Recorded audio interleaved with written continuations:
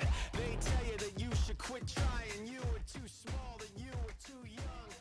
They tell you the chance is too slim, the world is too big, but you say how come? I'm ready to light a new fire, raise a new flag to cross a new sea. And if I'm ever the one in your way, then put your head down and run right through me. I keep settling for so much less. Don't take what's given, just demand what's next. We're looking for an open door, so we didn't see before. So we can get out of here. Plot twist that we didn't see coming. We're looking for an open door, so we didn't see before. And when we get out of here, we'll never stop running.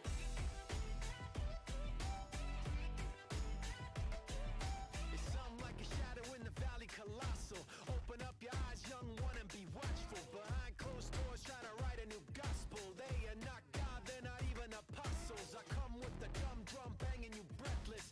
Enemies freeze, left bent and defenseless. Straight for the chest of anybody against us. The more they resist it, the more that they tempt us. I keep settling for so much less. Don't take what's given, just demand what's next. We're looking for an open door, so we didn't see before. So we can get out of here. Plot twist that we didn't see coming. We're looking for an open door, so we didn't see before. And when we get out of here, we'll take off and never stop running.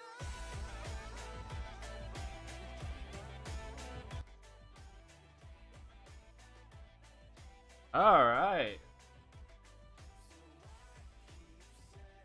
How is audio, everybody? Seems like stream's up and running well. It's been a bit. Had to kind of get my bearings again. Hope everyone's doing well, though. It is one of those nights, though, where the future of the NBA is going to get decided tonight. So it's a big night for everybody here. Let me turn down the music just a little bit here for myself because I can't focus here. All right, hold on. Let's do this. What's going on, Skokes? How you doing? Oh boy.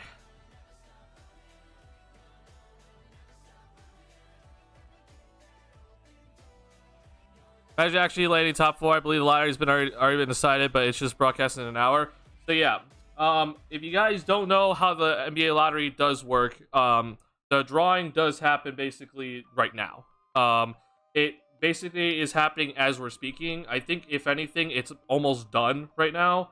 I'm not entirely sure how exactly it goes or what exact time that they do it, but right now is the lottery is happening. So the picks are being decided as we speak. And then obviously at 7 o'clock we're gonna get the reveal of what the draft order is gonna be, and who's gonna get Victor Wembanyama. So yeah, let's all just pray now, because if we pray 30 minutes from now, it's not gonna do anything, unfortunately. So yeah, let's just hope now that we get some good some sort of good ping pong ball that helps this Bulls team jump up to the top 4. This is what's going on tonight, though, as you can see up on the screen. I've had this up for a reason. We're going to briefly discuss this, and then we're going to move on to some stuff that I want to catch up with you guys, because I know I haven't streamed in about almost a month, maybe? I'm not entirely sure, actually. But I got a lot of stuff to update you guys on, in general. A lot of bull stuff I want to talk with you guys about. That's kind of the reason why I'm doing this now and not, like, after the lottery or, like, right when the lottery hits. Because there's a lot that I want to talk about with you guys that just relates to the Bulls. And then obviously, come 7 o'clock my time here, we're going to get right into the lottery, which obviously I don't have the broadcasting rights to it. I do have my YouTube TV already pulled up, but I'm just going to basically be reacting to it real time. So I know there's going to be a little bit of delay because of YouTube delay. There's always like a 10-second YouTube delay that happens. But I'm going to be reacting to it basically live. Probably don't expect too much, honestly, because I don't expect the Bulls to get anything. But if the Bulls somehow jump into the top 4, I'll be very excited. So we'll all react together. We'll all probably, there's a 92% chance we'll all be disappointed together. So let's just all prepare for that now. And yeah, we'll just move on from there. And I'm gonna have a couple of things to discuss with you guys kind of after, and then we'll be on our way. Honestly, hey MC Season, what's going on? What's going on, Magugla? Hey Tony, go Pistons! Oh, yeah, go Pistons. Woohoo! Yeah, go Pistons. Just saying, I don't want the Pistons or the Rockets honestly to get Wembanyama personally, but that's just my preference. Because I think it's really stupid to just kind of give it to a team that already had the #1 overall pick in the Pistons, and then the Rockets have had a top 2 or have had the 2nd and 3rd overall pick recently. I don't want to go to them personally, but you know, it's not in my control. But I personally kind of want to see if Wembanyama is not going to the Bulls, I want to see Wembanyama go to the Spurs. Because I think that it'd be awesome to see the Spurs get Wembanyama and kind of build another dynasty. But that's just my own personal preference, obviously. If I can't get the Bulls to somehow get it. Pistons needed so bad, worst roster in the league. Well, the Pistons need it in a sense that they didn't have Cade Cunningham this entire season, right? So I don't necessarily know if they need it when your #1 overall pick was out, right? Like, that's kind of a, you know. But I understand for sure. But I do think that the Pistons, they've gotten their luck already. So I'm not sure if they need it again. All right. So this is what's going on right now. Obviously, it's happening now as we speak. We're just gonna hope and pray that the Bulls someone get into the top 4 here. Again, it's a very small percent chance. We're talking an 8.5% chance of the Bulls jumping into the top 4, and then obviously a 1.8% chance of getting Victor Wembanyama. So it is low odds here tonight, but there's a chance, as we always say. I always like bringing this up because I think this is the most important thing to look at. Just be prepared for something nuts to happen where San Antonio somehow falls to 7th. I am saying this now because we've seen this happen like similar before, where a top 3 team just kind of suddenly falls drastically. This is the reason why I am never in favor of tanking, because the San Antonio Spurs had a dreadful year. They sucked, and they had the 3rd worst record in the NBA, and they could potentially get the 7th overall pick. They have a pretty significant chance of getting the 7th overall pick here, okay? That is garbage, right? If you're the San Antonio Spurs, if you get the 7th overall pick, you are livid tonight, right? Which shows you the reason why I am never in favor of tanking, and I will never ever be in favor of tanking, especially with these rule changes. There's just no reason at all to tank in this league right now. I'm expecting like a team like the Wizards or something somehow to jump into the top 4 tonight, because that's what we've seen consistently, is that a team somehow jumps up into the top 4 that's like, what the heck, they had no chance of doing such a thing, but they did it. So there's that. So let's just be prepared for basically anything here with tonight, because again, we've seen crazier things happen when it comes to the draft lottery. So this is what's on the line tonight. If you're only worried about the Chicago Bulls here, I want to make this very clear that the Chicago Bulls can only jump into the top 4, or they can only get 11th or worst, okay? The Bulls cannot get the picks 5 through 10. I don't know why I'm kind of seeing like some people on Twitter kind of think, oh, the Bulls, you know, maybe they can get into the top 5 or something here. I'm like, I don't know what you're talking about. That does not exist, okay? The Chicago Bulls, it's either you get top 4 or you're going to get 11, 12, 13, or 14, okay?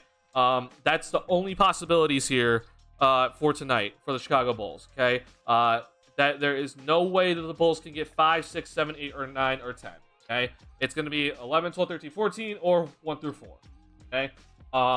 That's what we're looking at here tonight. The obvious answer here is that the Bulls are going to be 11th, okay? There's a over 77% chance the Bulls are going to get the 11th overall pick, which means that any pick that is 11th or later, it goes to the Orlando Magic, okay?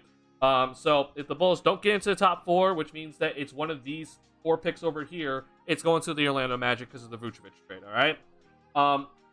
If the Bulls get into the top 4, we're looking at obviously keeping the pick here, and, you know, we'll see what we do with it. I would be very interested to see what the Bulls do if they get the 4th overall pick, because that will be very interesting. I think we still keep it at the end of the day, but who knows? I think if it's top 3, the Bulls are 100% keeping it. No questions asked. Obviously, if it's top 2, you're definitely keeping it, and you're picking one of Wembanyama or Henderson. So we'll see what the Bulls kind of get tonight, and then what they decide to do from here on out. So yeah. So are we picking at 11th? Okay, again, if the Bulls get the 11th overall pick, it is going to the Orlando Magic. Okay, we are not keeping that pick. If the Bulls stay at 11, which is where they're projected, and the pick ends at 11, it goes to the Orlando Magic.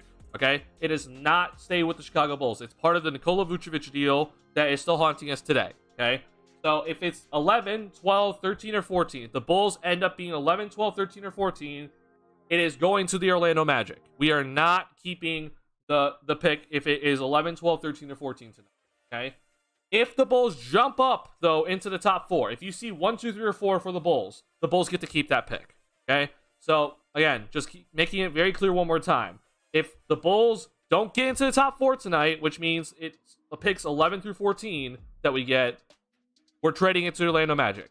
If we get into the top 4, we're keeping it. Okay? So I know, for example, I've been seeing the name Grady Dick thrown out by Bulls fans as a player that, Bulls fans kind of want.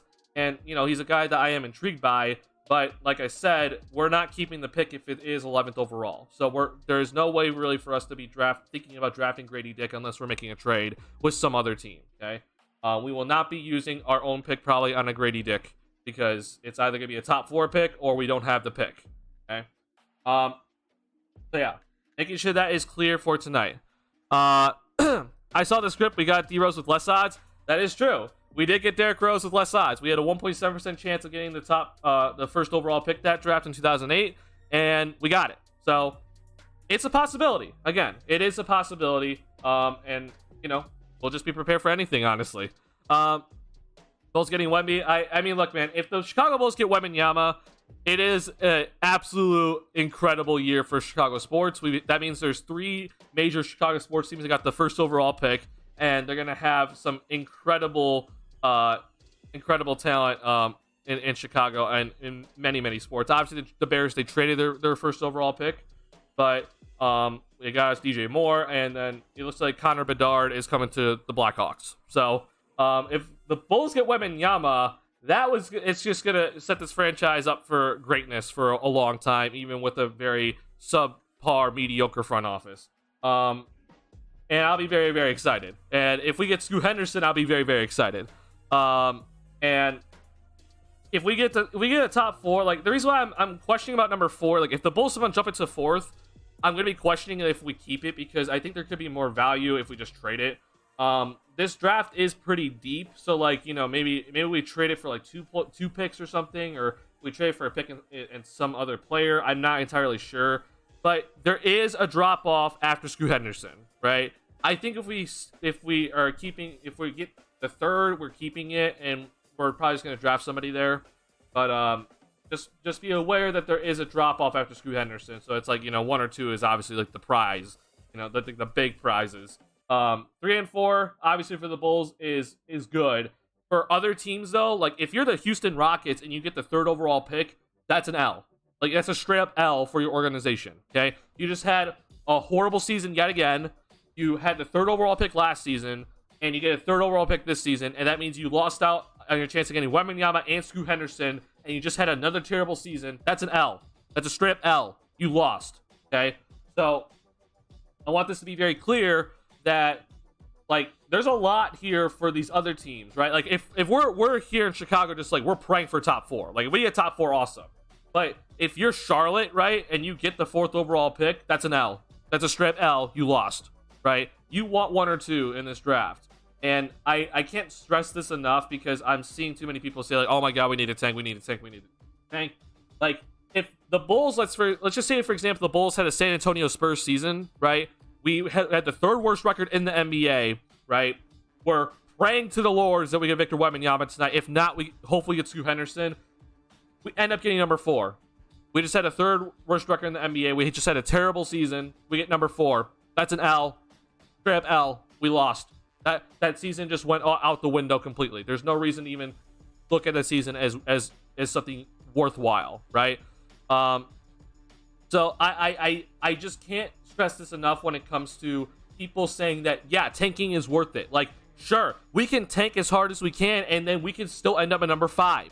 That's an L. And there's a good, like, you have to understand, the Pistons have basically a 50-50 split here of either getting a top 4 pick or getting the number 5 pick, right? That's high odds, right, of getting the number 5 pick. That's very high. Obviously, there's a higher chance you stay in the top 4, but if you're the Pistons, you want 1 or 2. Like, anything else than that is an L. So it's scary when you think about how, like, you know, when it comes to the lottery, like, it's literally just luck.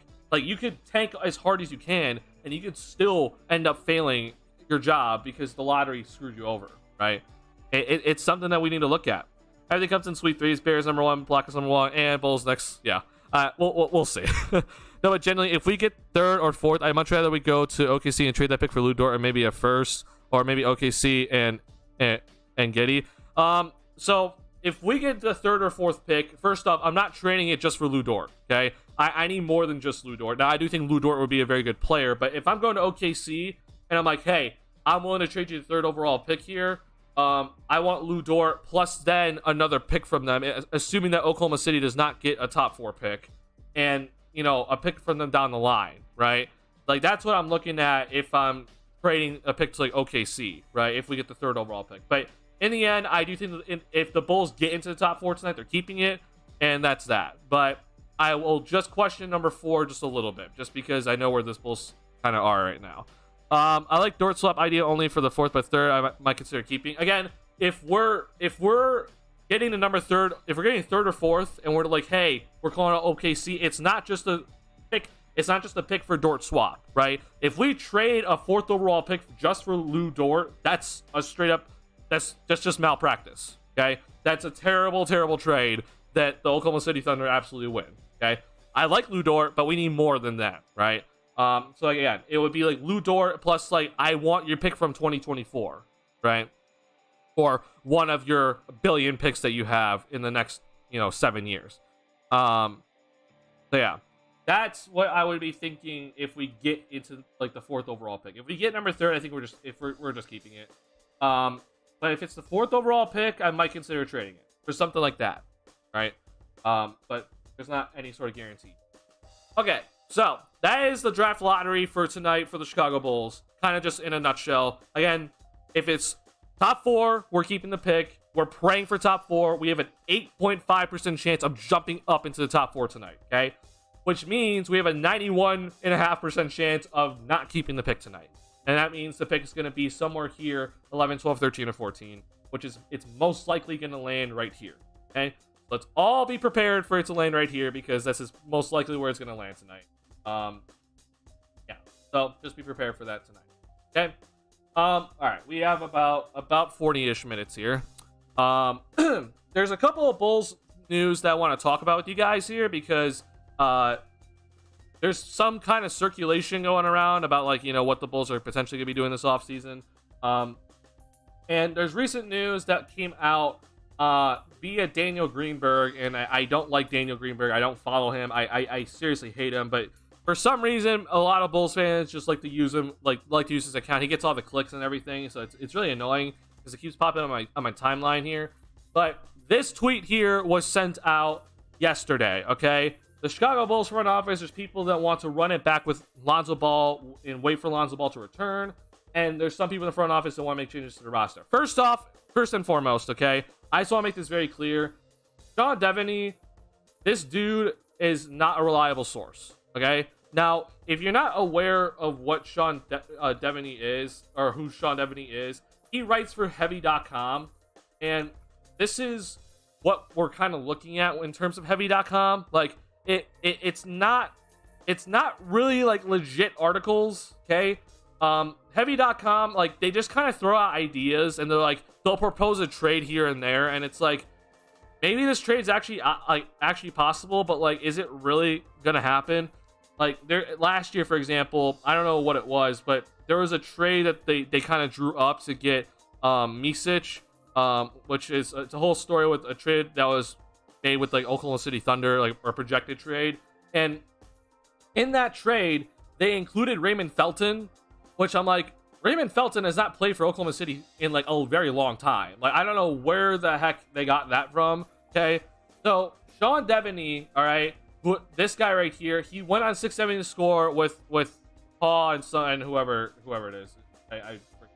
Oh yeah, Mullion Hall, yeah, Mullion Hall. Which, by the way, I'm not exactly that thrilled with their stuff either, with what they say. But Sean Devaney is not really a person that you should be looking at as like a reliable source. Okay, and here's the other thing, too, guys.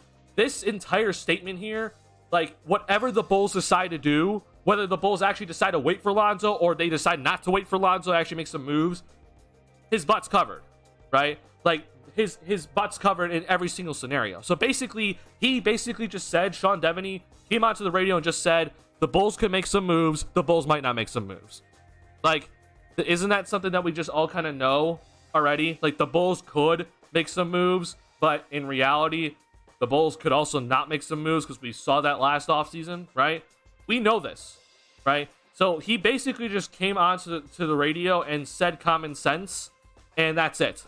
And left. And now, of course, we got people on Twitter using it as, oh my God, it's a headliner. The Bulls, there's actually people in the Bulls front office thinking of just waiting for Lonzo Ball to return and running it back. I'm like, didn't we already question this? Like, haven't we done this all offseason already where we're like, we actually think AK might just be complacent and run it back? Hence his whole word of continuity, right? Like, isn't this something that we kind of already know? Now, obviously, I've been advocating that the Bulls need to make some changes. I've been saying that the Bulls need to make some changes, and if they don't make any changes, that I am going to be criticizing the absolute crap out of AK. But this, to me, right here, what this entire tweet and this segment by Sean Devaney on 670 Score with Mullion Hall is just a big pile of crap and nothing else. There is nothing being reported here. There's nothing being reported here. We know this, right? Like, we can decipher this without even having an insider telling us this, right? Let's wait until there's actually some, like, big news. Like, the Bulls are actually seriously considering using the disabled player exception for Lonzo Ball this upcoming season. Like, that to me is news, right? That would be concrete news from some sort of insider saying the Bulls are probably going to be using it. Like, that's huge news, okay? But that's not what this said. So, just so we know, this to me is not news. This got a ton of clicks and everything. This is not news, all right? So yeah, that's what we're looking at with this. This to me just means nothing. I genuinely do not care what this tweet at all. Like, this doesn't do anything for anybody. Honestly, we know this stuff. Okay. 60% chance of landing number 7. 38.2% chance of landing number 5. Wait, what? I mean, yeah, obviously gotta be pushing against. What? Huh? Hi, Box. How you doing? First off, I'm not exactly sure what you're talking about, though. If you want to know what the lottery odds for the Chicago Bulls are tonight, we're looking at this here. The Bulls can either get the 11th, 12th, 13th, or 14th pick, which means that pick is going to Orlando, or the Bulls jump into the top 4 and they keep the pick. Okay, that's basically all we have tonight. Okay, so I'm not exactly sure what you saw there, Box, of 38.2. What? Trying to understand what you're saying, Box. I think you're making a joke about the Bulls getting the 7th overall pick all the time, but like that's like legit not possible tonight. So it's very funny, but obviously that's you know, it's not possible tonight. But if it was possible, it would be very much applicable. So there's some people that Bulls front office want to run it back, some people that want changes, and then there's the sky is blue. Yeah, that's basically what that tweet was.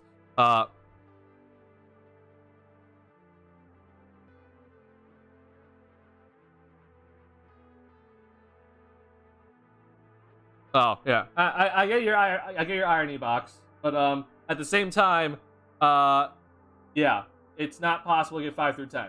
So we can't just get the 5th overall pick and just hand it to Orlando. That's physically not possible. So I'm very happy that's not possible. Yeah. All right. Last thing before I move on from this, because I just want to make this clear. Heavy.com, I just don't trust it. Okay. I've gone on Heavy multiple times and kind of like looked through their stuff. I don't really understand it, really. Like, there's stuff kind of on here. Now, if you're looking at stuff like this, for example, like this was proposed by Bleach Report, this trade, which, by the way, I hate this trade. So don't exactly like full out be like, yeah, let's trust Heavy.com. They're kind of just reporting stuff that's already been reported by other stuff, or using stuff that's already been, you know, used by other content, sports content, market or medias. So just be prepared about that. Now this right here, this was also written by Sean. This was about the Bulls potentially being on DeAndre Ayton, which again, I don't see this happening. I do think that Phoenix might look to move on from DeAndre Ayton, but like I don't see the Bulls really being in on DeAndre Ayton. And so like he brought up DeMar DeRozan for like a DeAndre Ayton and DeMar DeRozan swap, which to me just makes no sense for the Phoenix Suns. I'd do that in a heartbeat personally, even though DeAndre Ayton has had some serious issues and did not show up in these playoffs, but I'd obviously do that, but that's not going to happen. So I don't really see how this is even possible. So yet again, Heavy.com, I'm just saying don't trust it. That's that. So we'll talk about Heavy if they ever bring up something that's like legit here, but like in the end, like I don't really think Heavy's like a source you really should be trusting at the end of the day. Okay. Yeah, that's that. I want to go to Bleacher Report now and talk to you guys about one of the trades that was proposed by Bleacher Report, but for the Bulls that I thought was actually like, you know, I thought about it, which is the one that I showed you on Heavy.com, but again, I'm not going to use. I don't want to use them. I don't like when, you know, mediums steal other people's content. That to me doesn't make any sense. But what we're gonna be doing here is, sorry, I'm looking for the exact trade, and one second. I think it was this one. Yeah. So this was a trade proposed by Bleacher Report, which I don't understand this personally, but like we'll just talk about this for a second here. Dalen Terry, Lonzo Ball, Derrick Jones Jr. if he accepts his player option for Gordon Hayward. Okay, this trade, in my opinion, is too much to give up just to get out of the Lonzo Ball contract. Okay, now look, I am looking for any way possible to get out of this Lonzo Ball contract. Like I genuinely think that Lonzo Ball's career is over. Especially now that there's more information about people that did have like a cartilage transplant done. Like they don't return to the court really, or they don't return to any sort of professional sport, right? So in my opinion, that it seriously looks like Lonzo Ball's career is over, and like I am doing everything in my willpower just to figure out a way like the Bulls can like get out of this. But honestly, it looks like the Bulls are just stuck with him. So this would be a potential trade to get out of this, right? Now, if you're Charlotte, I can understand this a little bit because it's like, hey, we need to get rid of Gordon Hayward anyway. We'll just take a risk on Lonzo to see if he's potentially going to turn to something. Add on top of that, we get Dalen Terry, and we get out of Gordon Hayward, who is already going to be on his last year of his deal anyway, and he's going to be an unrestricted free agent, and we're not going to get anything for him, right? He's just going to leave anyway. So might as well get something, right? So like, I can kind of see this for Charlotte. I just don't know if you're the Bulls, if you're going to be willing to give up Dalen Terry just to get out of Lonzo Ball's contract. Now, personally, that might be just me overvaluing Dalen Terry, but in my opinion, there's just other ways to go about this for the Lonzo Ball contract. I think that there's just like the most realistic way is probably just be stretch and waive him after this upcoming season, just kind of, you know, lessen the burden of it. But I think Dalen Terry is a guy that is actually going to have a role with this team next season. And it's a guy that I want to see personally develop. And I just don't want to give up on a player already just after his rookie year. Personally, it just does not make any sense. I don't think it's going to work out at all for the Bulls. I can kind of see it for Charlotte.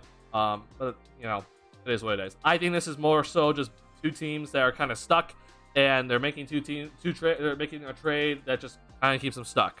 So doesn't really make much sense to me in my opinion. So if you want to know my thoughts about that, there's that for you. I have one more thing I want to talk to you guys when it comes to the Bulls, and I want to talk to you guys about the playoffs, because we are officially in the conference finals, which I wanted to stream after the first round. Unfortunately, I got a very bad sickness, and I got sick with something, just some sort of flu, and then I got strep throat for about a week and a half. I am recovered, thankfully, and kind of doing something finally, but I don't know if you guys can tell, but my voice is still kind of messed up.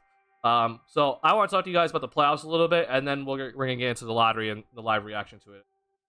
But one more thing I want to talk to you guys is something that I came across on Bull's Twitter the other day, and I was pretty livid just to kind of look at it, because I already know what this offseason is going to be. Like, there's already people in people in the Twitter space that don't even watch the Bulls consistently, right? And they're like drawing up trades, and they think that they actually have like trades, like they think they're masterminds. They're like, oh yeah, look, see, I know what I'm doing. See, I can fix the Bulls immediately, and they're just completely ignoring everything. They're ignoring trade rules. They're just ignoring all context and everything. And there's a account right now on Twitter, okay, that is currently named Trade Zach LaVine, and their at is Chicago Bulls Stan, okay. And this was the trade that they proposed. All right. Zach LaVine goes to the New York Knicks. It's for Evan Fournier, RJ Barrett, Obi Toppin, a first overall pick, which is from this year. Okay. Which I don't know exactly how that works, because if I'm not mistaken, New York does not have their first overall pick. That's with Portland right now. And then there's a first overall pick for 2024. Okay. So 2 first overall picks. Okay. Obi Toppin, RJ Barrett, Evan Fournier for Zach LaVine. I want to see you guys' initial reaction to this just right off the bat, and then I'm going to give you guys my own reaction. I need to go look this up, though. Because I'm almost 100% certain that New York doesn't have a pick right now, but I could be mistaken.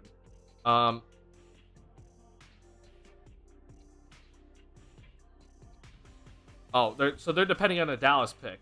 Like, again, they can't depend on the Dallas pick. This trade is basically depending on the Dallas Mavericks pick to go to New York, which means that the pick has to be 11th or worse. Which, if you're not aware, the Dallas Mavericks, they have a very high percent chance of keeping their pick tonight, as you can see here. Like, it's a very high significant chance. Like, they have a 65% chance to stay at number 10, which means that they keep their pick, right?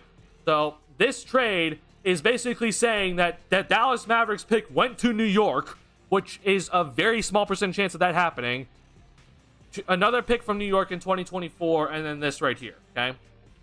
This trade right here, I just want to, if you saw, I think some of you saw it on my Twitter and my reaction to it, but this trade right here is straight up garbage, written up by this Bulls stan, or whatever the heck you want to call this guy, okay? This right here is one of the worst trades in history. Okay, I cannot stand it when Bulls fans do this, where they're like, "Oh, we just we gotta trade Zach. We just gotta trade Zach." I'm like, look, if you want to trade Zach, fine. Like, hey, that's your opinion, but you gotta give me something good. You gotta give me something good in return. You gotta actually drop a trade that's realistic and helps this team and helps the flaws of this team.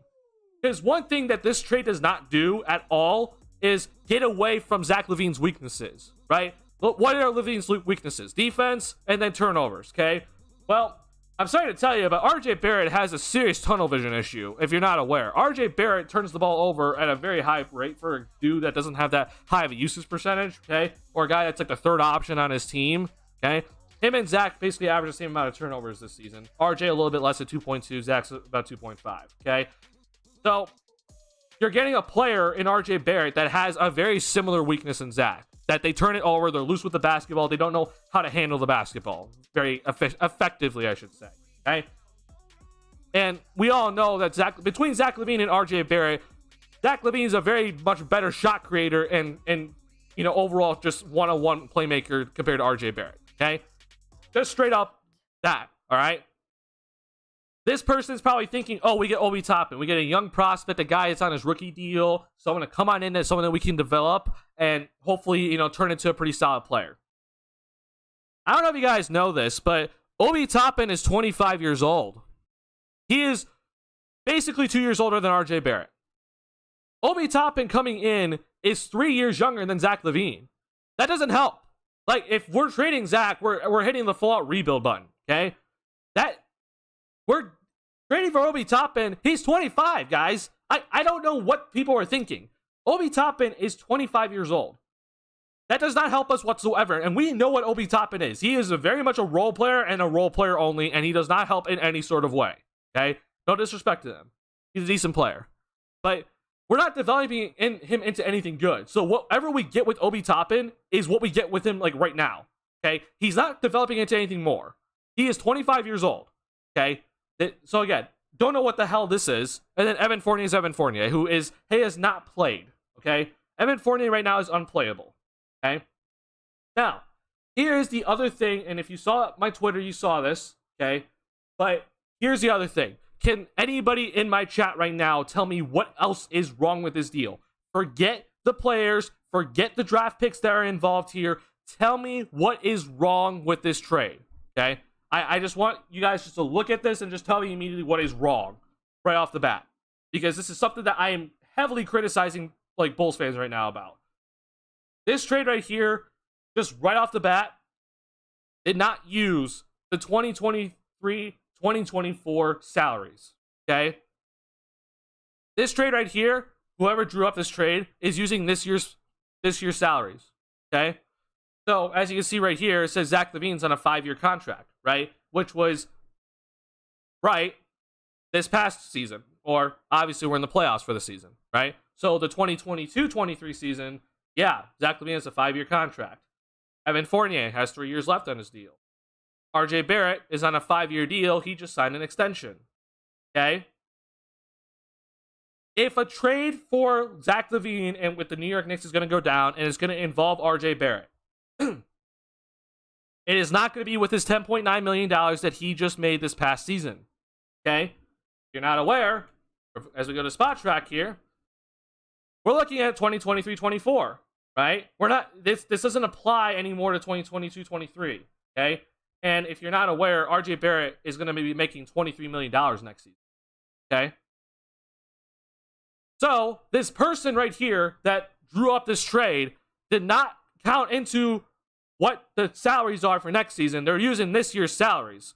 And so, like, hey, look, I was able to match the salaries. See? $37 million for $34 million. See? I did it, guys. Applaud me. Applaud you. Like, no. I'm sorry. Whoever the heck you are, you did not do your homework. Okay? RJ Barrett next season is making $23 million. He is not going to be making $10 million. This trade right here, if you decided to put these 3 players into a trade for Zach LaVine, it would not go through because the salaries do not match. RJ Barrett is making $23 million. Evan Fournier is still going to be making his crazy money at at $18 million, okay? So it's even more money, right? And then you have Obi Toppin, who also gets a little bit of a raise. So, quick math, right? This trade is basically not possible, right? And yet, it's getting rounds on Twitter, especially from the Zach LaVine haters, being like, oh my god, what a fantastic idea. Like, the Bulls should do this immediately. It's not possible. This trade right here, this specific trade, it's not happening. Because guess what? The salaries don't match. So, this person right here needs to go do their homework, and I need to stop yelling. But I'm just extremely annoyed seeing this stuff on Twitter. This makes no sense.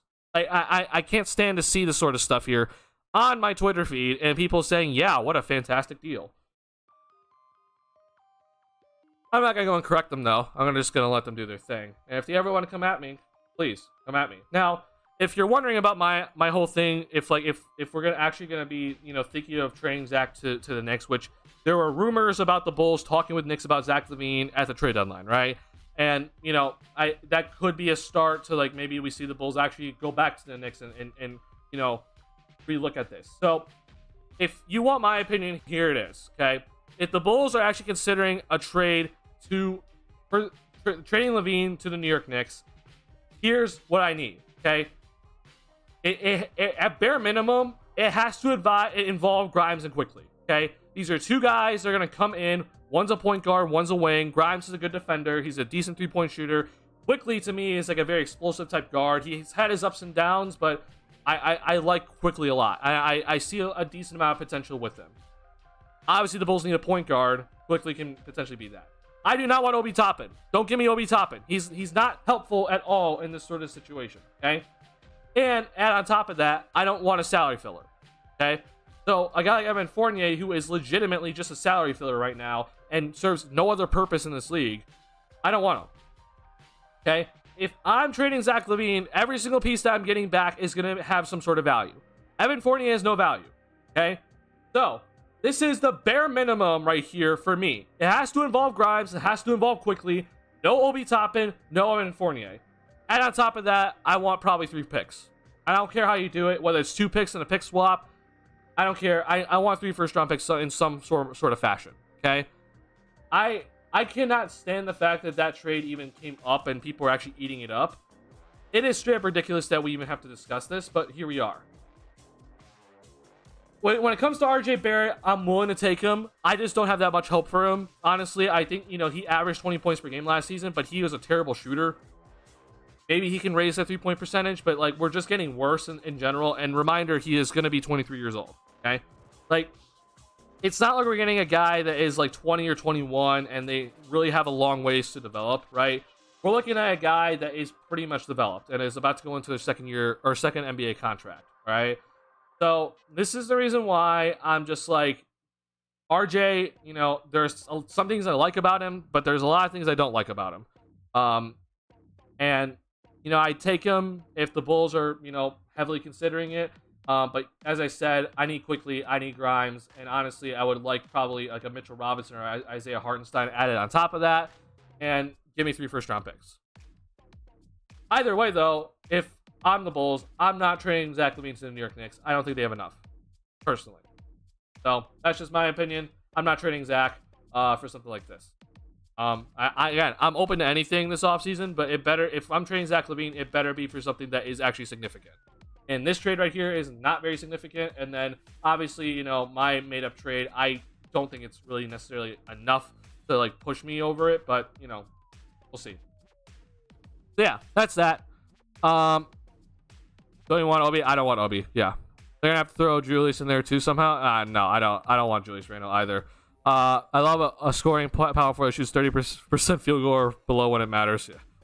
Obi Toppin is literally discount Amari's no defense, 0 bag offensively. I mean, yeah. Obi Toppin, I don't even know what people were really looking at besides his athleticism. I did not really like him at all, and it's looking like I was right about that, but, he has time, I guess. Oh, you're upset that we passed an Obi in the draft for people? Oh. Sorry, Patrick. Yikes. Yeah. Zach Harris is oh boy, what a fantastic trade. 2 borderline unplayable players and RJ who turns the ball over on the same rate as Zach without handling it nearly as much. Yep. Yeah. Don't really think we're going to get Wemby, but we're going to do... what are we going to do if we do? So, if we get Victor Wembanyama, I think here's what's going to happen for this Bulls team. And part of me is this could go 2 ways, but here's what I think is going to happen. If the Bulls get Victor Wembanyama tonight, okay, obviously, it's, that means we have the number 1 overall pick. We don't actually get Wembanyama. I think the Bulls, they actually decide to full out trade a decent chunk of their roster, and this means they're gonna do everything in their willpower to get rid of Ball. They're trading Caruso. I think they'll just figure out what to do with Vucevic, right? And with DeRozan, we'll see what they do. I actually think that if the Bulls get Victor Wembanyama, there's they'll actually think that there's they might actually consider trading Zach then, heavily, very heavily then, and deciding maybe to keep DeMar instead, which I'd be very pissed off at that. But just kind of thinking what AK would do is he would want the very, very seasoned vet here along with the very young player. And obviously LaVine is the in-between where you have a guy that's in his prime, but he's not really a full-out veteran leadership type guy. I personally would not like to see that because I think that Wembanyama and LaVine would be a much better pairing. But in the end, obviously, you know, if I can have Wembanyama or Levine, I'm picking Wembanyama. So, you know, that's what I think what might happen, but I haven't even crossed that point in my head. If the Bulls get Wembanyama. Now, I see, you know, Box, for example, you say like you're prepared to get Flame, but you want Scoot. Like, look, obviously, I would gladly take Scoot. Like, if the Bulls don't get Wembanyama, like, you know, I'll gladly take Scoot Henderson. Now, let's say the Bulls jump on number 2 and they get Scoot, I think then the Bulls are they're gonna keep like the roster around. Like, that to me is like, oh, we have the missing piece now. We have our point guard. Like, okay, we don't have to trade tomorrow. We're gonna re-sign Vooch, etc. Which that scares me, but at least we have Scoot. Which I don't know how much he'd raise our ceiling for this upcoming season, but he'd obviously raise the ceiling for, you know, later down the road. So I think if the Bulls, if they get Scoot Henderson, I think they just kind of stay put for everything, and they're not really gonna make too many changes, which would be pretty stupid. But here we are. Yeah. But again, though, these two situations I haven't even really thought about in my head. If it happens, then we're gonna really break it down. But I'm not gonna really dwell too much on, you know, situations that are a 1.8% chance and a 2.5% chance, or whatever it is, or whatever the number is. Bulls have a less than 2%. Like, it's like, yeah. I'm not gonna really dwell on that too much. Yeah. So, just be prepared. I'm just 91.5% chance we're gonna be disappointed tonight. So just be prepared for that. Honestly. Not just I like him more. I got no faith in Wemby will be able to have a healthy career. He already got multiple injuries playing in lower leagues in Europe. It is a concern for sure. I just think that, again, his talent, like there are definitely times, you know, we saw like with injuries that people pass up on guys, hence Michael Porter Jr., right? But this is one of those moments where, like, I don't care about the injuries. The talent is there. I'm picking Wembanyama, like, all day, every day. Like, it's not even a question. If he had less talent, yeah, I'd be considering it. But to me, it's a no-brainer. But I get it, though. I expect Wembanyama to be a Zion level injury risk. I personally don't, because I think that his length and his athleticism is actually much better for today's NBA. Like, I think Zion is having such an issue because of his weight and the fact that he isn't, like, you know, like, lengthy, and he relies so much on his power, right, that it's killing his knees, right? With Victor, I can see this working out a lot better for him because he's not obviously as heavy, but his length is going to help him kind of save his knees a little bit. Because you have to understand, like, Zion plays like center, but he's 6'6", right? So, yeah, he's 280, but, like, that takes a toll for a dude that is an undersized center, right, or power forward. That takes a toll on the body. With Victor, he's 7'3", like, I see it just a difference, but that's just me. Wouldn't Scoot be number one pick in most drafts except for this one, like with Wemby? Oh, 100%, yeah. I mean, I think that Scoot Henderson in a lot of drafts is a number one overall pick. I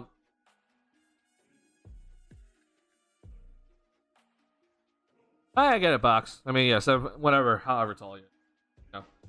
Brandon Miller is interesting, but I kind of think that was a fluke season for him. Yeah, there's Miller too.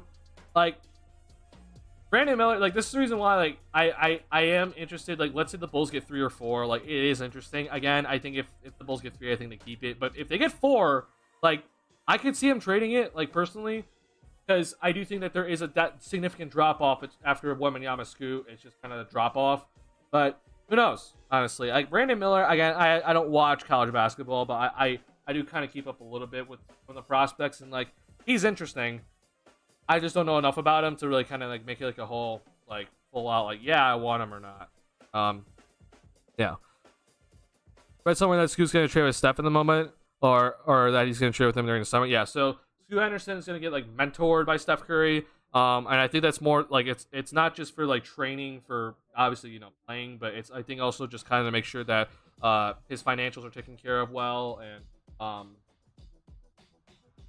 builds like a good foundation and kind of like off court mentorship, honestly. So yeah, Steph is obviously going to play a role with his play, but I also think that Steph's going to be playing a major role in just making sure that Scoot does a good job with his career overall, right?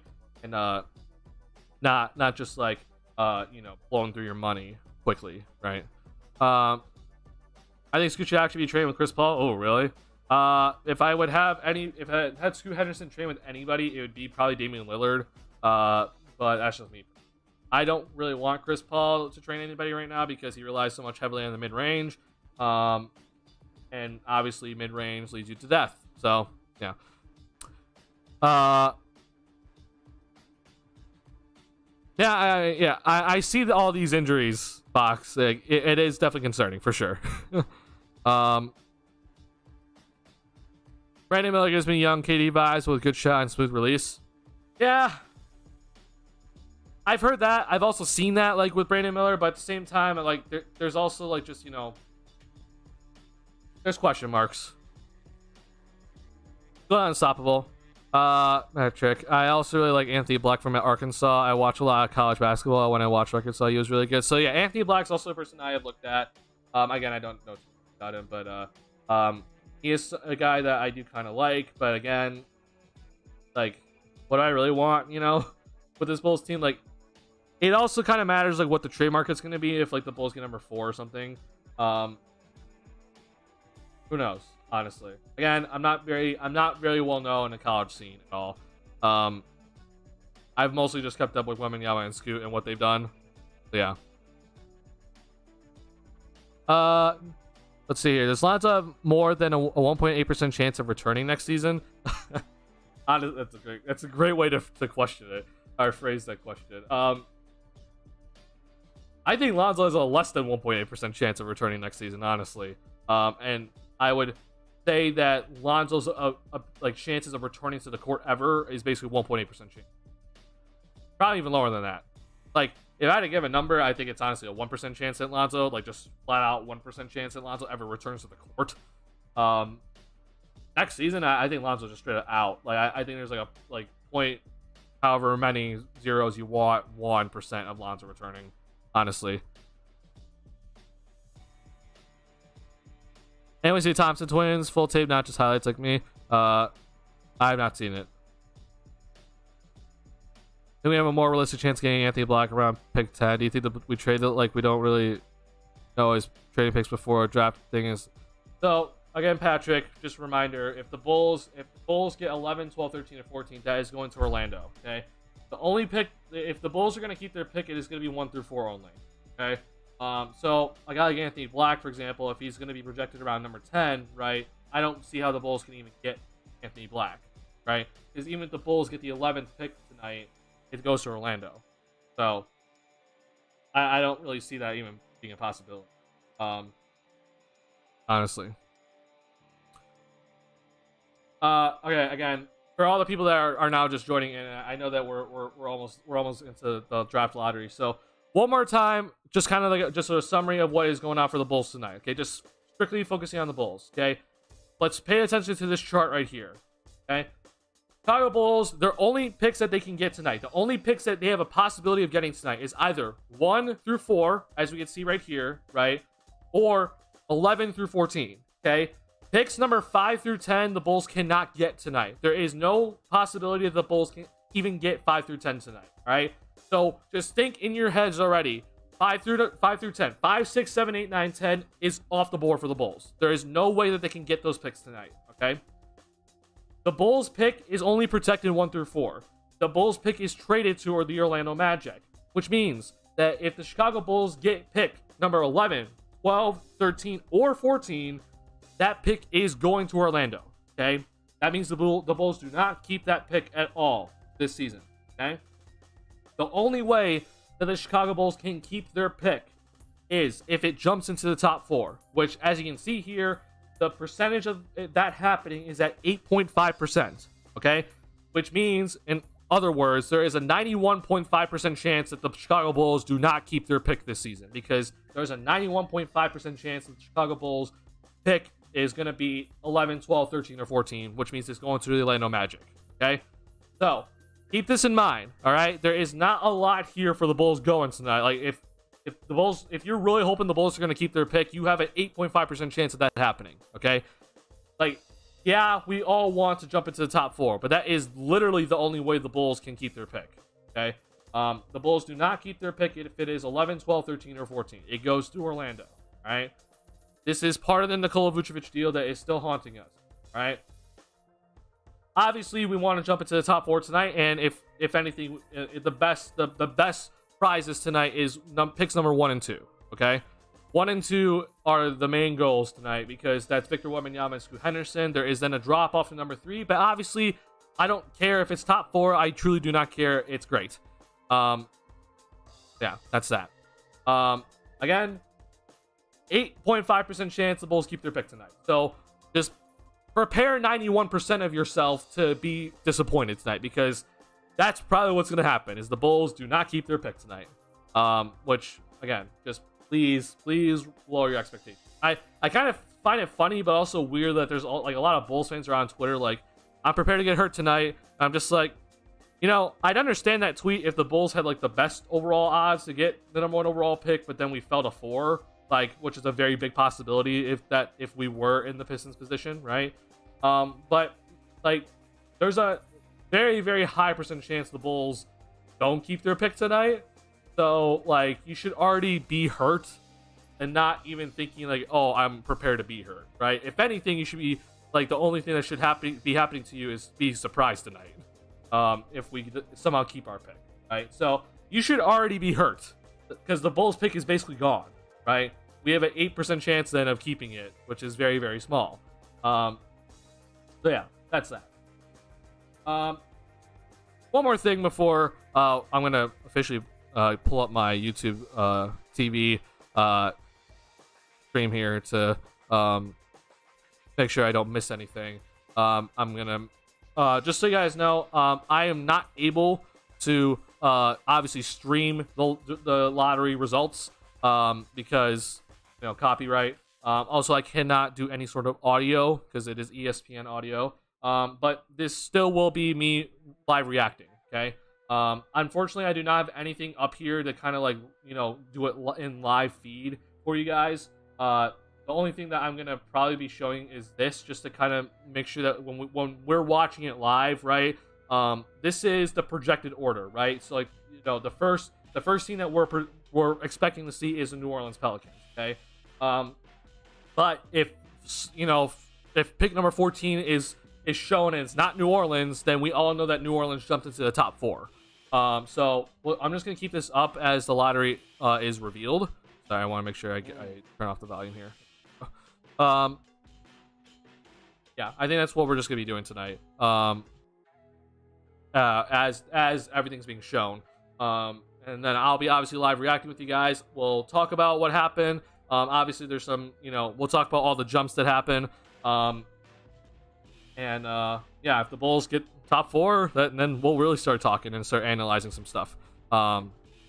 When is it starting? It is starting in about 3-ish minutes. But we also know ESPN is very, very very late typically. So it probably is going to be more closer to 7:10 than 7 o'clock. But I do have my my YouTube TV on and just making sure.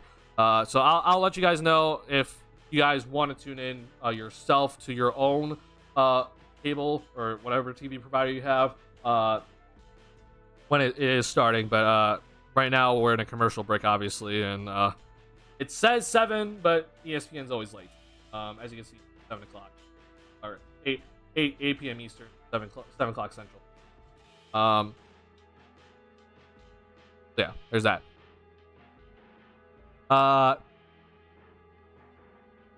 They go from 14 to 1.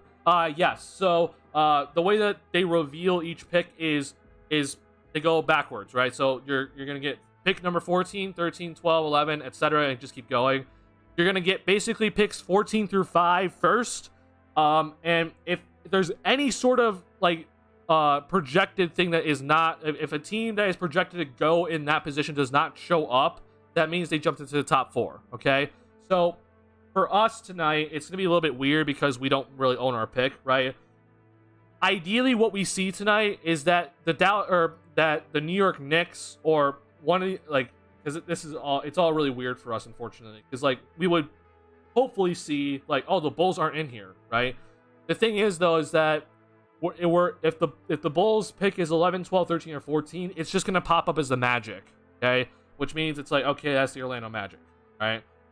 Which means that our pick is there, but that got traded to Orlando. I think that's how it works.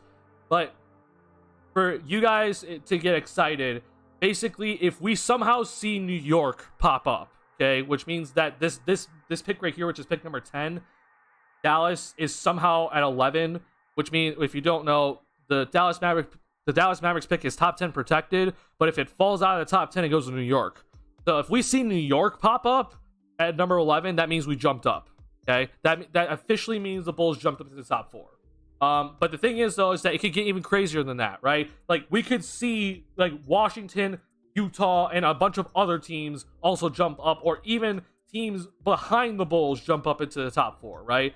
So this is the reason why, like, we're not 100% sure how, like, it's gonna be looking at how it's gonna look like, but yeah, just be prepared for, if you see like New York pop up at number 11, right? That means the Bulls jumped up. Okay. Well, we like, it doesn't really matter, but like, the Bulls could technically get number 14, and that means we'll probably see Orlando at number 14. Again, I don't know exactly how it works, but like, I don't know if they're gonna show a Bulls sign or a Magic sign, but you know how it is. Just be prepared for something to happen. But again, most likely what you're probably gonna see tonight is that in number 11, the Bulls, it's either the Bulls logo or the Magic logo is going to show up, which is the Bulls pick, no matter what. And it's going to Orlando at number 11. So, all right, we're officially in the whole little preview segment right now for ESPN for the draft lottery. Let's see here. It looks like they're just about to get started here. When it comes to getting kind of introducing everybody. Dalen Terry, if you do not know, is the Bulls representative tonight for the lottery. So he is going to be the person on stage representing the Chicago Bulls and hoping and praying the Bulls got their lottery luck tonight. Sorry, I'm looking for my good playlist and I can't seem to find it for some reason. There we go. All right. We got pictures. There's Brandon Miller, Scoot Henderson. There's the Thompson twins. YouTube TV is also typically like a second or two behind. And then obviously, if you guys don't know, YouTube also just in general has a delay. So if the Bulls do jump up and you don't see me react immediately, this is why. The YouTube delay is a thing. So just be prepared for that, okay?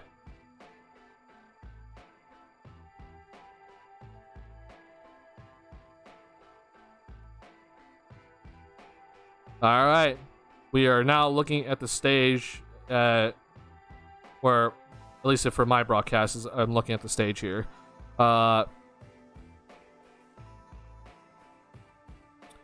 And we're now at the desk with Malika Andrews, Woj, Richard Jefferson. Yeah.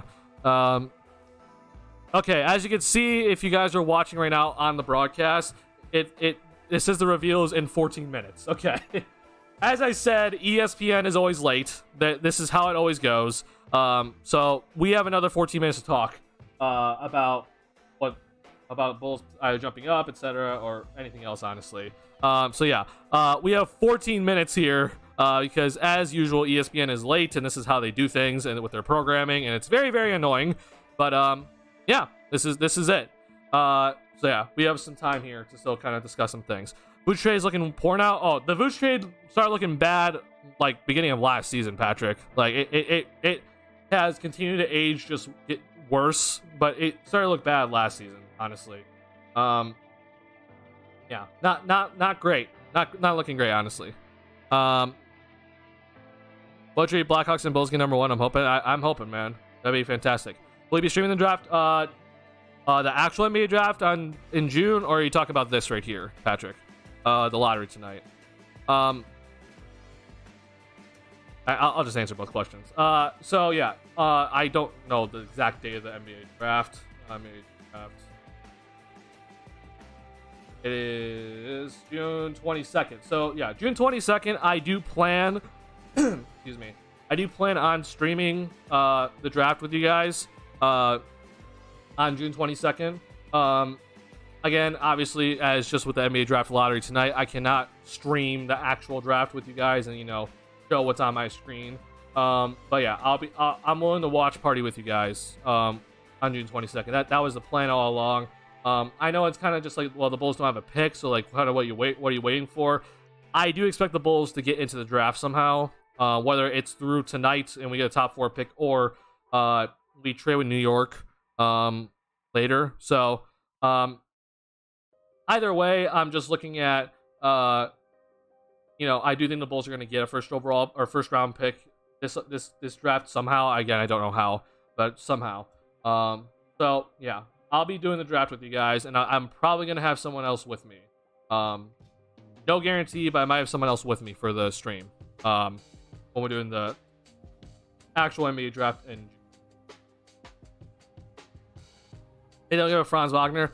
I guess for me, I'm not necessarily like, oh, we give up Franz Wagner, right? Because like we didn't have control over that pick. Like it's not like we traded Franz Wagner. We traded the 8th overall pick. I guess for me, it's more so just like we don't have another young prospect that we could have right now, which obviously would be very valuable right now to have. And he'd be going to year 3. So I think that's more so what I'm upset about. Like there's no guarantee we draft Franz anyway, right? Like let's say we don't make the trade and we keep the 8th overall pick, and we decide to draft somebody. It's not guaranteed that we draft Franz. But I do still think that we missed out on a young talent prospect, right? And I think my biggest issue right now with the Vooch trade is that Vooch has just been nothing but he has not been what was advertised, right? Like I was aware that him coming here, he was gonna score less, right? But I did not expect him to have such a terrible shooting season his first year here, and then this year was also, I mean, like, I think this is the part that I don't think people really understand. Like Vucevic, his shooting this past season, like he got off to a great start, but he ended the year like pretty awful. Like he shot 35%, which isn't terrible, but like we saw like as the season went on, like his percentage just continued to dip. And this is the issue that I think I had most with Vooch. Like, let's see. So as you can see, in February he shot 30%, and then March he shot 34%, and then in April he shot 16% from three. Like it just continued to get worse. With Vooch, when he was traded here, right, his first year being traded here, he was shooting 40% from 3. His first little stint with the Bulls, which was only 26, shot 38% or 39%.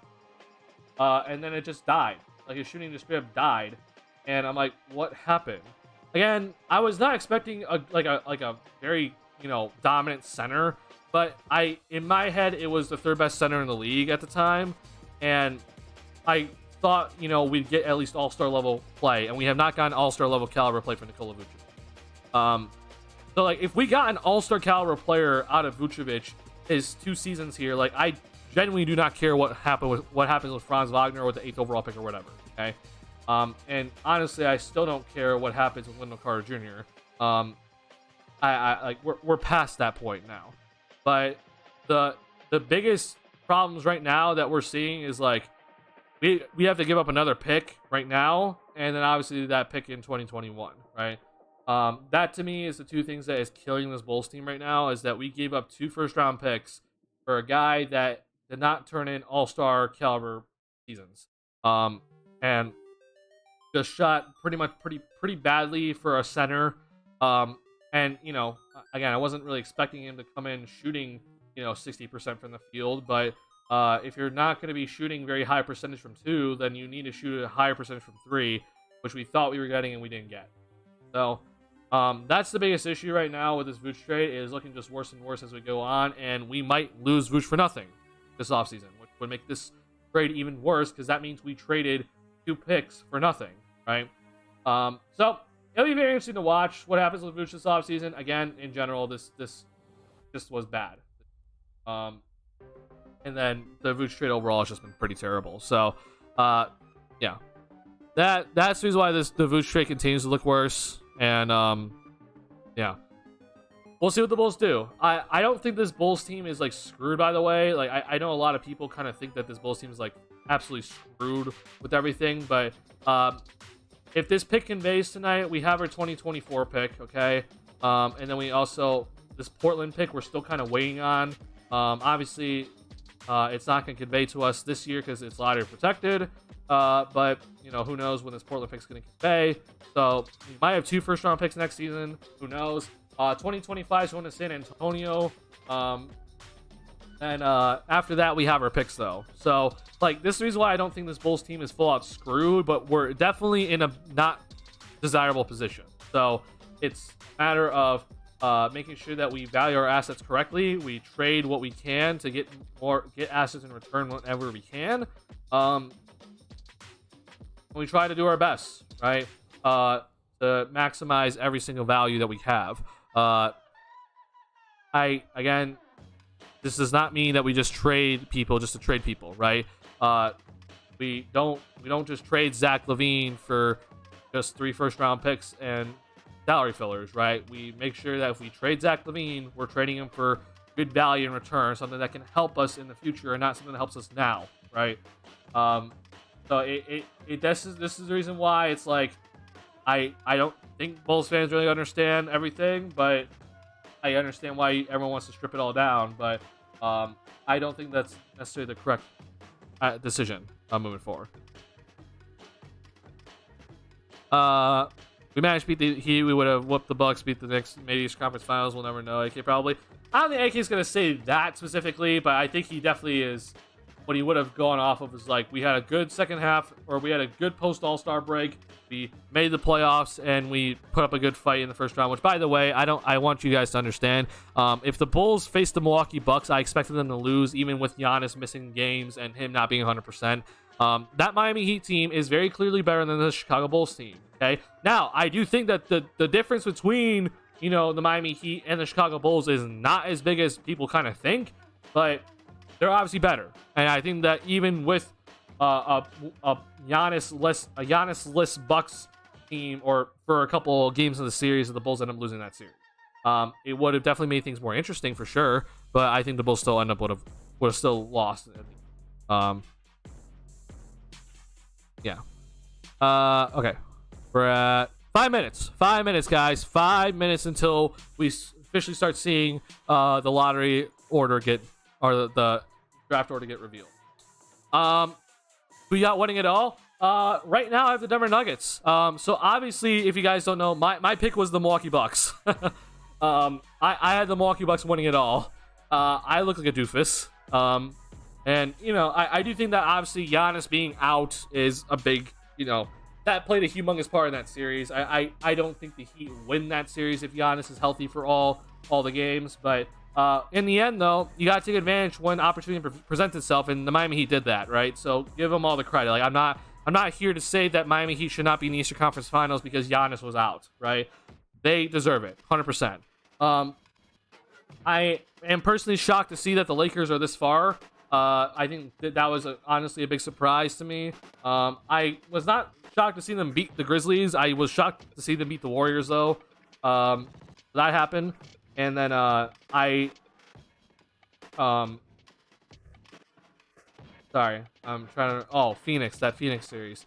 That Phoenix series, going into it, I thought it was gonna be close, and then after 2 games, I was shocked that the Phoenix Suns even got 2 games in that series. Like, Denver looks so dominant right now that I'm like full out with them, right?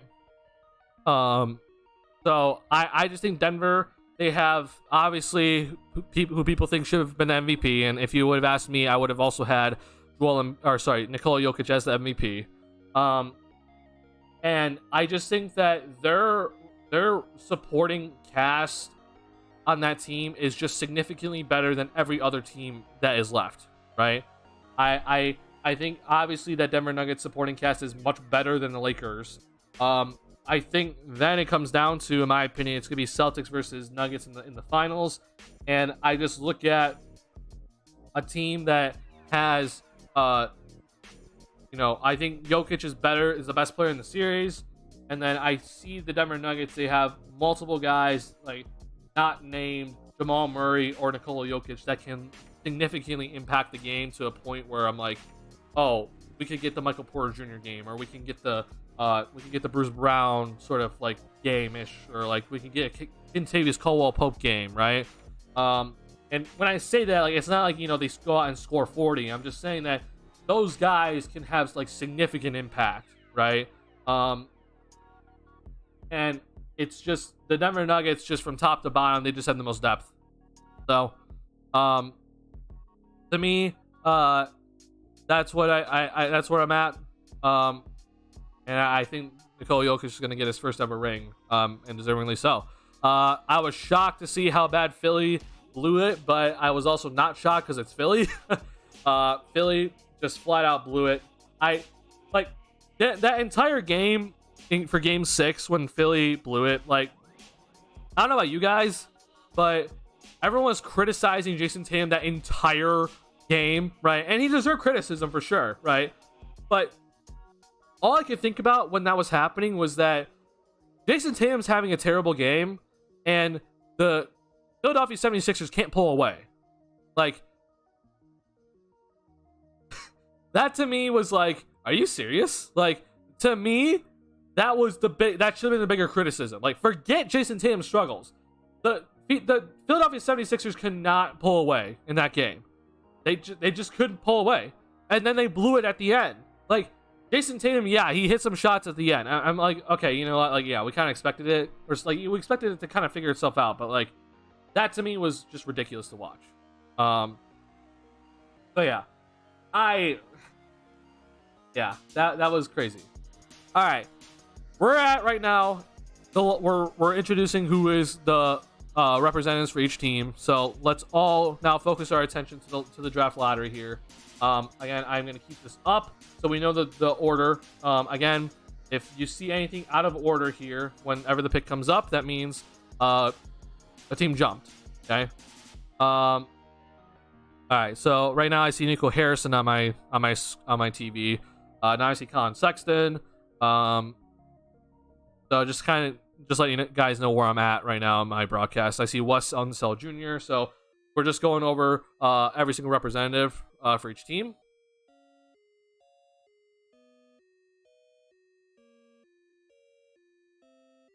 If you guys don't know, Dalen Terry is the Chicago Bulls representative for this for the draft lottery.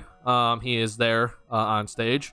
I didn't know Brandon Roy was going to be there. That's crazy. Mark Williams is the representative for Charlotte. Peter J. Holtz is representative for San Antonio. Ime Udoka, new coach for the Houston Rockets, is representative for Houston. And then Ben Wallace is the representative for Detroit. And obviously Detroit have the best odds to get the number 1 overall pick. And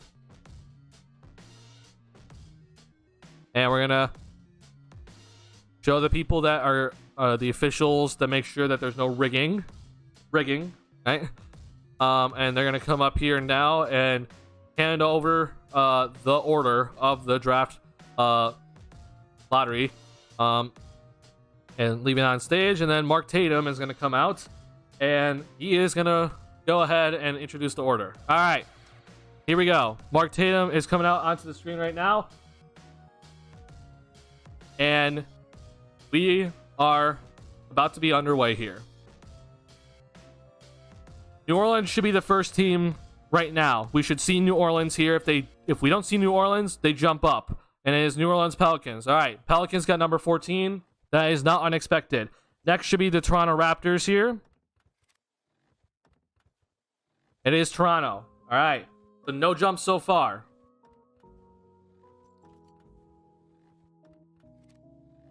Pick number 12. Oklahoma City Thunder. All right. Again, no jumps. Now, here is where the Bulls are projected to land. We'll see what happens. This is it. It is the Orlando Magic, and that means that the Chicago Bulls got the 11th overall pick and is traded to the Orlando Magic, which means the Bulls do not get their pick this year. It is not jumping up into the top 4 whatsoever. That's that. Dallas Mavericks, they get the 10th overall pick, which means they get to keep their pick. Okay. That pick is not going to go to New York, so good job, Dallas, I guess. Utah Jazz are then at number 9. That is not. That is. Yeah. All right. Never mind. Yeah, that's correct. All right. Washington Wizards are next, so we're still sticking to the order so far. This is actually kind of shocking to me. We typically see one team at least jump up at this point, but nothing has changed so far. Pacers are next. Still no changes. All right. This is nuts.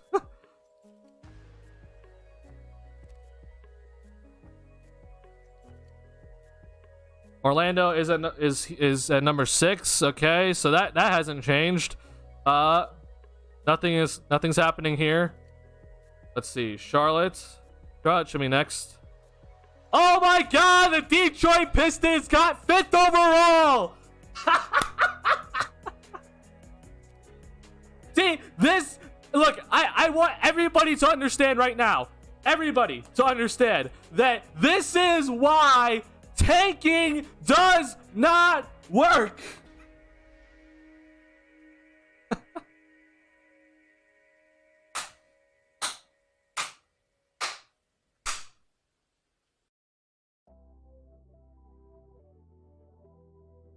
Oh my God. I'm sorry, Pistons fans. I am so sorry to you guys. Like, you legit got the worst case scenario tonight. The Pistons legit got the worst case scenario tonight. Like, they legit had a 53% chance of staying in the top 4, and the lowest they could get was 5th, and they got 5th. All right, so Portland jumped up. Congratulations to Portland. And I think Charlotte also jumped up potentially here. Oh no, so Charlotte could get number 4. So Charlotte might not jump up, but Portland is a guaranteed jump up here into the top 4. But ladies and gentlemen, this is the final sentence of my argument for why the Bulls should not tank. Never tank. The Detroit Pistons just had the worst season ever. In that, like, they just had a 17-65 season. Their former first overall pick was not able to play. They were banking on this season to change their future. They were banking on Victor Wembanyama, Scoot Henderson, etc., whoever. And they just got 5th overall. They got 5th. Congratulations, Detroit. You just tanked your way to the 5th overall pick. I am so proud of you guys. See, this is the reason why you never tank. You never tank. It is not worth the tank. Never tank. Please never tank. This is the reason why you should never, ever tank. And I'm so happy that just happened, because this shows you, for all you Bulls fans, tanking should never happen. Never do it. It's just not going to work out for you. There's always something that's going to happen. And we know with the Bulls' luck, this is what's going to happen, right? This is the just perfect way just to wrap up this season for all you Bulls fans that wanted to tank. For example, Salty Solution. I know that I'm not sure if you're in here or not, but you were a person that said the Bulls should just be tanking the rest of the season and hopefully getting into, like, the top 4, etc. Well, the Pistons had the best overall odds, and they just got number 5. So, never, ever tank. Never tank. It is never gonna happen. Don't tank. This is the reason why you never tank, and I'm so happy that just happened. Oh my God. So, obviously, there's disappointment here. Bulls, they don't get to keep their pick. Again, for all you Bulls fans that are disappointed, I'm sorry. I just was already disappointed. So I'm like, I expected this to happen tonight. So, as we saw, the pick is going to Orlando Magic at number 11. No changes. It's just kind of what we all expected. Now, Portland jumped up into the top 4 here. So this is going to be very interesting to watch. Sorry, I lost chat. Hold on. Chat, come back. Chat. Okay, there's chat. So Portland had a 10.5% chance of getting the first overall pick. As you can see here, they were overall, though, they're projected to go number 5. So most likely they're probably gonna be number 5 here. But they jumped up. So obviously they could be 1, 2, 3, or 4, but with the way that kind of everything else went, like I mean, Charlotte moved down, or sorry, Detroit just kind of slid all the way down. So to me, what that probably means is that I'm gonna say Houston probably got the number 1 overall pick. San Antonio maybe after that, and then figure out between Charlotte and Portland. Who knows? Yeah, that just happened. I'm sorry, Pistons fans. I am truly sorry for you guys, but this is just an icing on the cake for me. For all just that I argue with so many Bulls fans about tanking, and I'm here to officially just be like, yeah, no more tanking.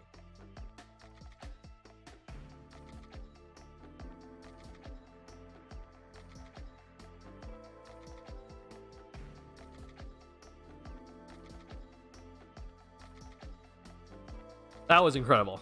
That was genuinely incredible that the Pistons just fell to 5 and they just had the worst record in the NBA this past season. So I'm sorry to Crispy Flakes. If you don't know Crispy Flakes, he is an NBA YouTuber. And I'm truly sorry to all Pistons fans. Like, and this has got to suck. Like, it's one thing if you're a Pistons fan right now and it's like, oh, okay, we have a chance to get in the top 4, and then you end up getting number 3. It's like, okay, whatever. It kind of sucked. Like, this is the worst case scenario for Pistons fans. They just got the worst case possible. Like, genuinely the worst case possible, and it just happened to them. So that just happened.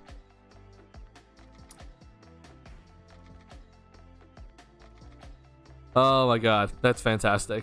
All right. Oh, am I behind? 4th pick to the Rockets. Okay, sorry. I'm a little behind. 4th. Oh my god. Wait. Portland got the 3rd pick. 4th pick to the Rockets. Wait. Oh, it's gonna be San Antonio. I said it. I called it by 4. Oh my god. If there was one team that I wanted Victor Wembanyama to go to, it is the San Antonio Spurs. And the San Antonio Spurs are gonna get Victor Wembanyama, and Greg Popovich is gonna get yet another dynasty power forward in his coaching career. Wow. Oh my god.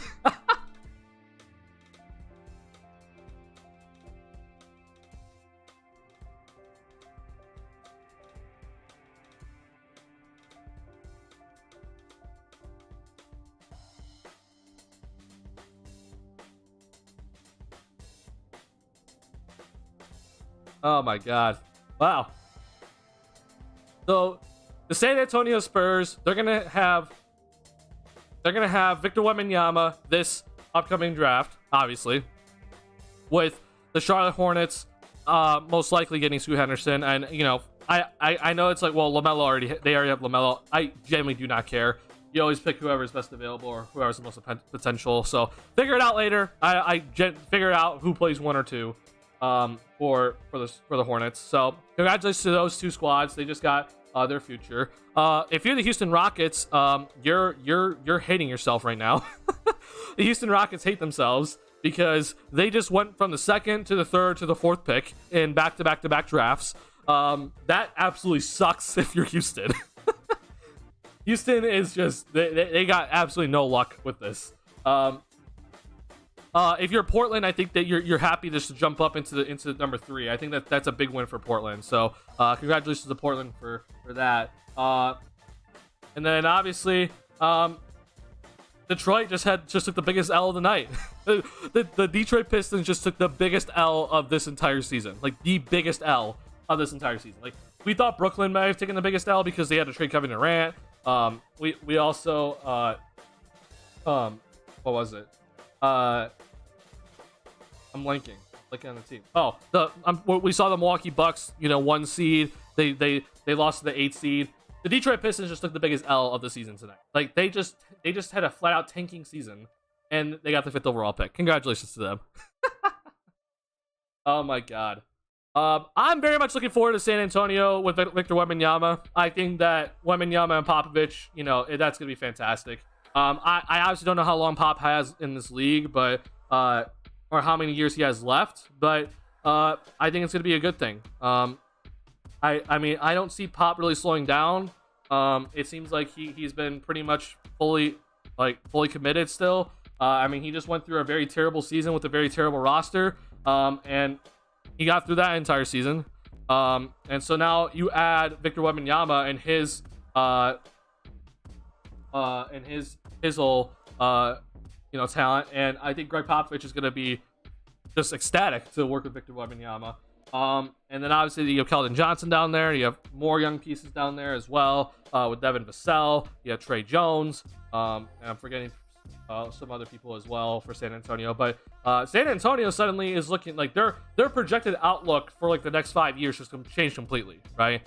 That to me is awesome for San Antonio. And look, man, like if there's ever an organization, like, I know that there's been some recent stuff with San Antonio, with the Josh Primo stuff, but in terms of building a winning culture and having a coach that's been around for a long time and like sticking to that culture, and what RC Buford has done over there in San Antonio and with him managing it at the top, like this is the organization that deserves it. Okay, they 100% deserve this sort of talent. I just know for a fact that Wembanyama is going to be in good hands, right? I don't know what exactly led Kawhi Leonard to want to leave, but that happened. But now you got Wembanyama, and now suddenly San Antonio is looking very, very nice, in moving forward. So congratulations to them. And again, this is the reason why you never tank if you're an NBA team.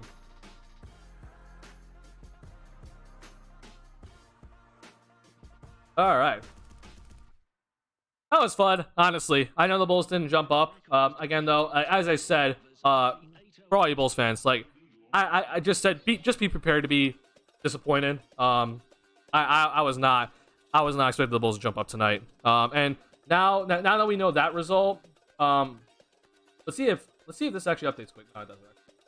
So now that we know this result, okay, the Bulls 1000% are gonna have their 2024 pick next season. Okay, so no matter what, the Bulls are gonna have this pick, unless for some reason the Bulls somehow decide to trade it somehow, which I don't think is possible because of the Stepien rule. But they could obviously swap it. But no matter what, the Bulls are gonna have this pick unless they guarantee themselves a different pick. By getting a first-round pick from some other team. But this right here, the Bulls are going to have for next season. So the Bulls are going to have their first overall pick for next season. So now we can just kind of get that out of the way. And then for 2025, I expect that pick to go to San Antonio as well. We'll see, though. So this just kind of helps, just kind of, moving forward, where it's like, all right, because if, let's say, the Bulls jumped up, it would have been good, but then our 2024 pick goes to Orlando, and then we keep 2025, and then 2026 we go to San Antonio, right? Which then prevents us from using picks later down the road. Obviously, if we get Victor Wembanyama, that doesn't matter, but that prevents us from using picks later down the road. So, but now this being settled, the Vucevic trade is officially done, so we can hopefully move on from that soon, but we'll see. And 2024, we'll have our own pick. We might have Portland's pick. And then we can start trading our picks again in 2027, it looks like, now that this is officially settled. And also we can trade 2029 if, I'm not saying to start trading those picks yet. I'm just saying that, in the future, especially as we go into 2024, that's kind of something that we're going to start looking at, right? Yeah, that's that. Bulls do not have a pick in the top 14 or in the lottery as of right now. I don't expect them to make a trade for that. But as I said earlier in previous streams, that I do expect the Bulls to get a first round pick this season. I expect that the Portland Trailblazers, what they're going to do is they're going to send New York's pick, which is at this moment going to be 23rd, and they're going to send it to the Bulls so that Portland can get their rights to their pick back here. So it'll just kind of just be a pick swap between the Bulls and Portland, and the Bulls get a first round pick in the early 20s, and then Portland gets their pick back and have the rights to start trading their picks again, because right now they don't. So it's not officially over for the Bulls in terms of the draft.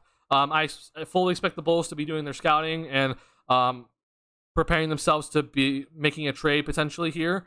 But obviously, we're not going to be picking in the top 4. So Victor Wembanyama dreams and Scoot Henderson dreams are officially done. and I can officially move on from that. Yeah, that's that. Let's see here. Happiest got from Wemmy Pop. Who has nullified pain from us not getting a pick. I mean, look, man. I think that Bulls fans should have already gone through the pain of not having a pick, and if we somehow got the pick, that'd just be a great surprise. But yeah, yeah. Pop makes gold from nothing for sure. Pop now has a diamond, and the potential is out of this world. Oh my god, man! I think San Antonio is about to make another dynasty. Honestly, like the thing about San Antonio is that it doesn't really matter where they pick. Like they tend to get, they tend to figure it out, right? Ginobili late second round, Parker late first round, right? And then obviously they traded for Kawhi Leonard, who was the 15th overall. They just get guys, right? No matter where they're drafted. So the biggest thing though is that they need that cornerstone, right? They need that franchise cornerstone that is always going to be there, and that was Tim Duncan, right? And they got Tim Duncan when David Robinson was injured that season, and they were able to get first overall pick and got Tim Duncan. And Tim Duncan was there from 1996 to, what was it, 2015, 2014, 2015? Yeah, it was a long time for Tim Duncan. Maybe it was 2016. I'm honestly forgetting, but yeah, 2015. Yeah, like now with Victor Wembanyama in their hands, they have that cornerstone, and so honestly, to me, it doesn't matter where they draft from here on out. They can just go out and just be ready to win, and they're looking fine. Let's see here. So they have their own this year. They have their own next year. They have a pick potentially from Charlotte that is lottery protected, and then most likely they're going to get Toronto pick. And then they're going to have the Bulls pick in 2025, so we're going to be helping them. Woohoo. And then, yeah, they just have their picks. Like, they legit have basically all their picks from here on out. So it doesn't matter for them, honestly, where they draft. Like, it does not matter where they draft from here on out. Obviously, you pick Wembanyama, and then for future drafts, you just pick wherever you land. You're good, because that's what San Antonio does. So yeah, I'm very happy to see that. I don't know how many years Pop has left, but I think with Wembanyama here, like, he's gonna at least give another probably 4 years, right? I think he has to now. So, if anything, if Pop isn't gonna be coaching every day, he's probably gonna go to he's already part of the front office. But he might just take a little bit of a backseat role, and they'll have someone else step in, which is gonna be probably a good coach for them, because that's what they do. Which I don't know. The San Antonio coaching Spurs, like, family tree, I should say, is very odd. Like they've had Brett Brown, they've had Mike Budenholzer, they've had Ime Udoka. I know that for sure. They've also had Jim Boylan, so that's all that wasn't good. But they've also created a lot of good coaches. Like Becky Hammond, I feel like deserves an NBA coaching job. And who knows what she's going to be up to. I think she's staying with the Aces though, as she should. They had Tim Duncan at one point as a coach, but I think he's officially done.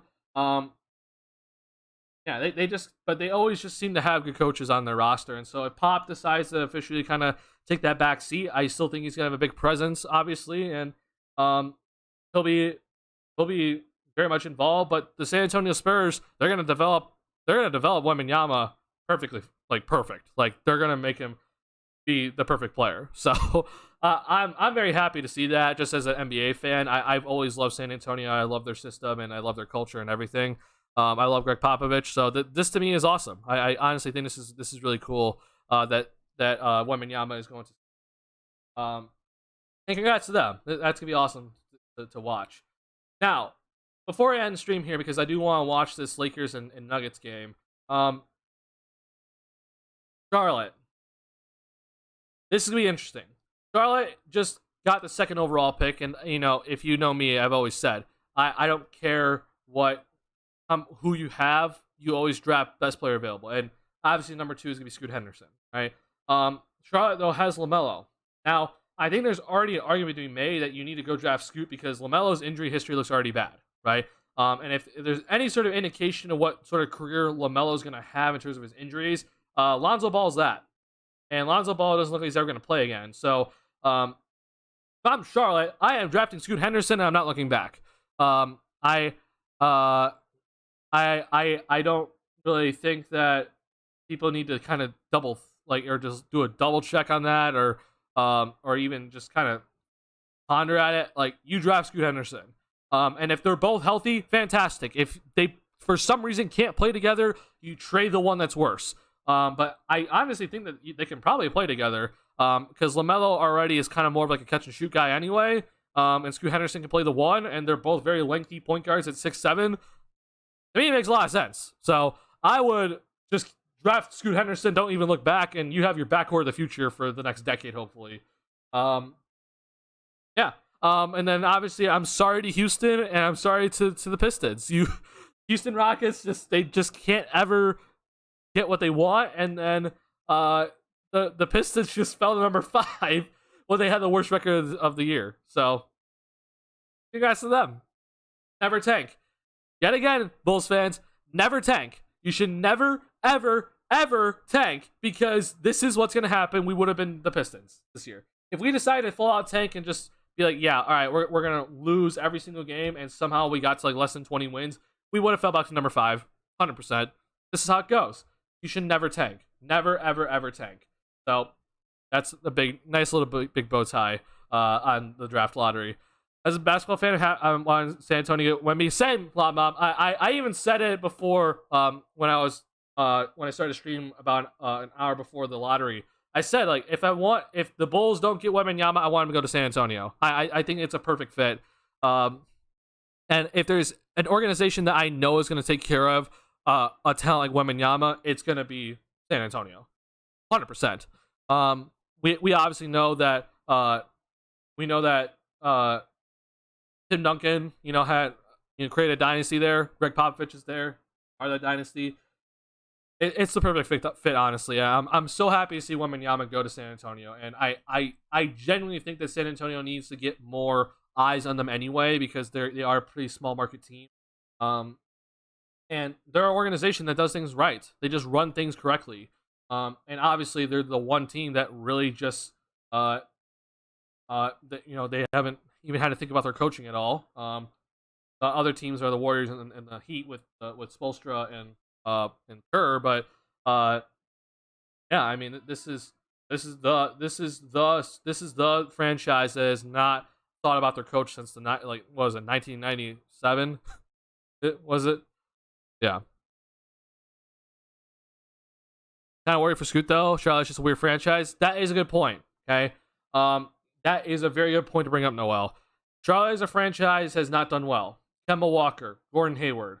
That's just the recent stuff that I can remember. Obviously, Miles Bridges is a whole problem, and LaMelo's injured. That is a very good point that you just brought up. Yeah, I'm worried for Charlotte, for sure. I hope Scoot is gonna be fine, because if he's gonna have Steph Curry to kind of mentor him around, like, he'll be fine. But Charlotte is a scary franchise for sure. So yeah. Basketball fan of me is happy to see Beauty Wemby pop. Yeah, I'm also just so happy to see it as a basketball fan. I missed it. The Bulls do something stupid tonight. No, nothing stupid. Just the Bulls. We had a chance to jump into the top 4. Obviously, no. We didn't do that, and I said that we had a 91% chance of not keeping our pick tonight, and we didn't keep our pick. So nothing happened. So it is what it is. Brandon Miller's jump shot is so butter. I gotta look into more about Brandon Miller. I'm aware of his jump shot. I'm also not like that much. Like, I hear people talk about Brandon Miller's jump shot. I'm not that enamored by it, but the way people talk about it is crazy. Will they trade down for Brandon Miller? Yeah, who knows? All right, y'all. That Lakers and Nuggets game is about to start, so I am gonna go ahead and let you guys go. Appreciate you guys hanging out with me. I know I haven't streamed in a little bit. I have been also very sick, if you guys weren't aware. I had strep throat for a week and a half. My initial antibiotic didn't work. Had to get on a new antibiotic, and I'm still on it, actually. So I'm glad to be feeling back and healthy, at least mostly healthy. I'm still not 100%. Watching the lottery unfold was very fun with you guys. I think we're gonna continue to do this for future lotteries. This was a lot of fun. And then obviously look forward to the NBA draft on June 22nd. I am going to be streaming the NBA draft on June 22nd. And we're gonna, the Bulls obviously they don't have a pick right now in the first round, or a pick just in general. But I do expect the Bulls to have a first round pick in the draft. But even if we don't get a pick, it's still just to watch it. It's still just fun to watch with you guys. So I'm gonna be doing that for the NBA draft in June. And for now, at least, I know I've talked about making some second channels. One's a gaming channel, one's a White Sox channel. My White Sox are terrible right now. That's gonna be put on hold for now. Obviously, I got sick. That happened. And I'm coming up on my last month of college here, actually. So that's gonna be my full focus from here on out. I might be doing some streams on here now that I'm feeling better.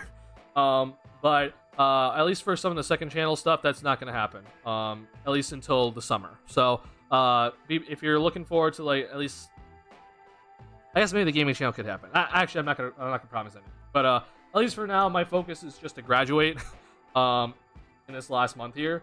So that's gonna be kind of like my main focus. But yeah, I'm gonna hope to stream, especially after the conference finals. So I want to do like a preview of the NBA finals with you guys, because I feel it'll be a lot.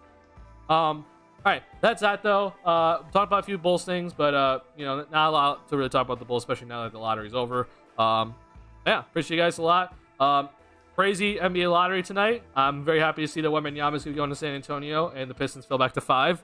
That was awesome to watch that unfold with you guys. And as I said many times, do not tank. It's not a good idea. And I'm very happy that the Bulls decided not to tank. Because, my God, can you imagine if the Bulls decided to tank and we got number 5? Whew, that would have sucked. But anyways, though, appreciate you guys a lot. I'll see y'all in the next one. Peace.